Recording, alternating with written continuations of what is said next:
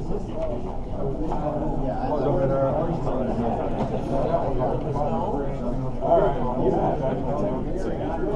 okay. Have you tried them? All right, guys. All right, guys. I want to welcome everybody to our third training, and we're getting started with really getting in depth with people getting their finances raised, all the passports, all the applications. If you're struggling with any of that, make sure you come and see either Beth or myself as quickly as possible so we can get those things moving. We were fortunate enough that we were able to add 7 or 8 guys to the trip. So we've got our numbers up to about 46 or 47, where I think where we're going to land. We're really happy with that. And so we just want to open up tonight. We're going to start in a word of prayer, and then we'll get moving right into the training. Father, we thank you so much for the opportunity you give us to serve you. Father, we just thank you that you work and you allow us to join you in that. Father, we just come to you tonight, Lord, just praising you for who you are. We enter your gates with thanksgiving, Lord, and we just worship you for being a wonderful, loving God. Father, thank you for loving us. Thank you for bestowing the blessings on us that we have and creating places for us to serve and live and worship you. Father, we just pray for the people in Nicaragua that we're going to interact with. Father, we pray for Amigos for Christ as they prepare for us to come down. Father, we pray for the communities that we're going to be serving in. Father, we pray especially for each man on the trip, Lord, that will be prepared emotionally, spiritually, physically, mentally, that we can be present in the task that you call us to do, Lord. We thank you for Dr. Nick being able to come and share with us tonight, Lord.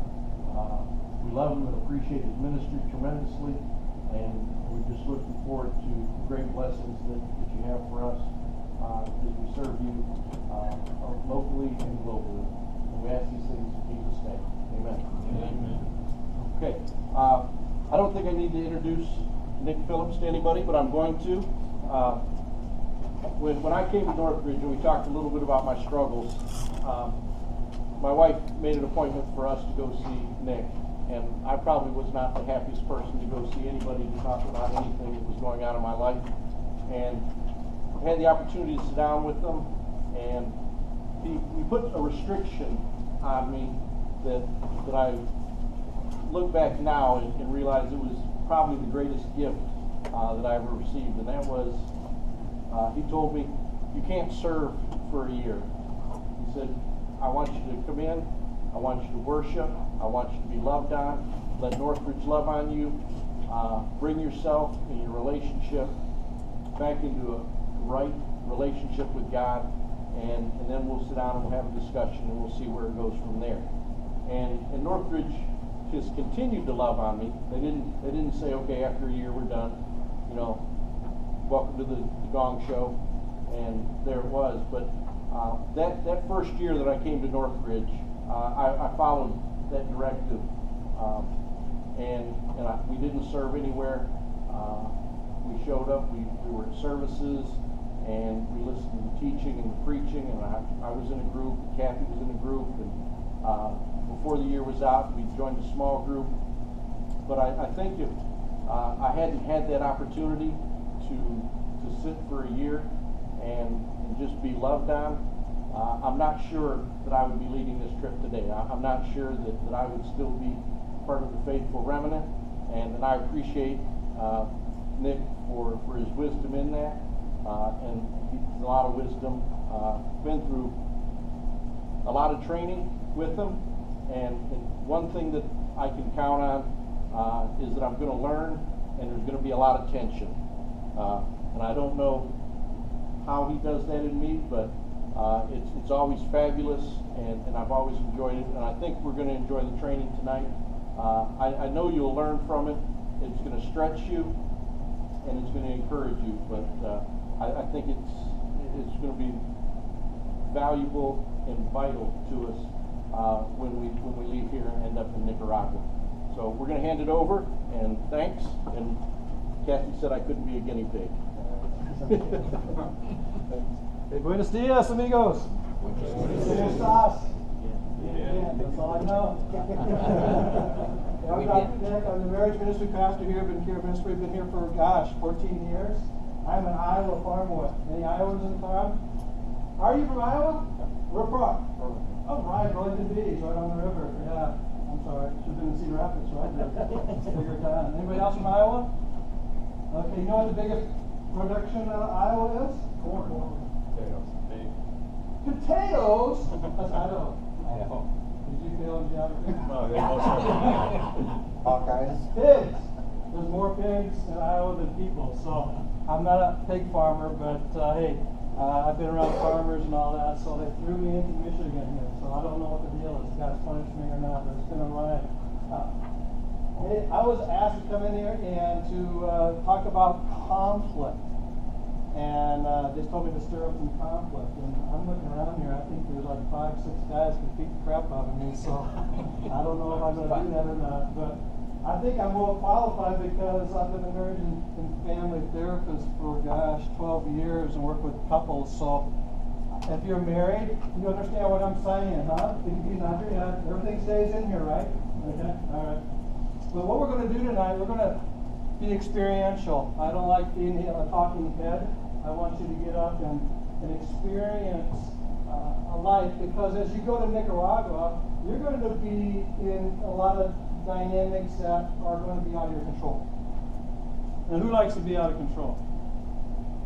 No one does, right? We want to be in control because we can have a say to what we're experiencing, and we can be protected and all. But as you go into an outreach trip, it is unpredictable. It will stretch your faith. It will stretch your who you are, your faith. It will stretch each other, because you're going to go in environments that you have something scheduled and all of a sudden something changes. Okay? There's some personalities that like change, other personalities that do not like change. There's some personalities who like to be in the know and know what's all going on. There's other people that sit back and just tell me where to go. I'll go. And then you're going to have climate changes. And you're going to have things that are tight quarters. You're going to have tasks that you think are not really necessary, or it's not according to your gifts, or this is not why I came. You're going to have all those different scenarios tossed right in front of you. It's good to have expectations. Expectations for God to do a work in me. God, help my heart to be available for you to teach me what you want when I'm here, to walk away being closer to you and understanding who I am in you, but also an understanding of how to work together as a team. God's called each one of you for this trip, yes? Now, how many 2 years ago thought they were going to go to Nicaragua? No way. I think if God, I always say, God, give me the 5-year plan. I think if He gave me the 5-year plan, I would say, split, I'm going, see you later. So I thank you for your faithfulness. I thank you for representing Christ. I thank you for representing Northridge Church. I thank you that other men who are on the fence or not have experience will hear your stories and be inspired and encouraged to take that step into a different culture. God can use each one of us, right? We're wired differently. We have different backgrounds. I mean, Iowa pig farmer. My gosh, you can use me, right? Is there pigs in Nicaragua? Can I be on board with this thing? No. We got one more seat. But who hasn't been in conflict? Raise your hand. Who hasn't been in conflict? We all experience conflict, right? And it's really not conflict is the problem, but it's how we handle those conflicts. Yes? And I don't go around and create conflict, though people think I do. I just make healthy tension. That's what I'm doing. And with that is that through conflict we can grow closer to Christ, closer to understanding who we are in Him, and grow closer together as a couple, as a family, as a team, as an organization. Now, who in here really likes conflict? Okay, all right. You do, you're a psychopath. But we don't like it. We avoid it at all costs, and we try to control it to get it over with. you to be rest assured, you will have conflict on this trip within yourself, within God, within the person that you're next to, your leader. You'll have conflict. Okay? And believe me, the one who does not want you to experience the fullness of Christ in you and use you to minister to what God has in front of you for those in Nicaragua, that Satan does not want you to be unified. He wants you to be divided. He wants you to be irritable. He wants you to be resentful. He wants you to be angry. He wants you to be miserable. I don't know about you. It's hard for me to love when I'm miserable. It's hard for me to be patient when I'm resentful. And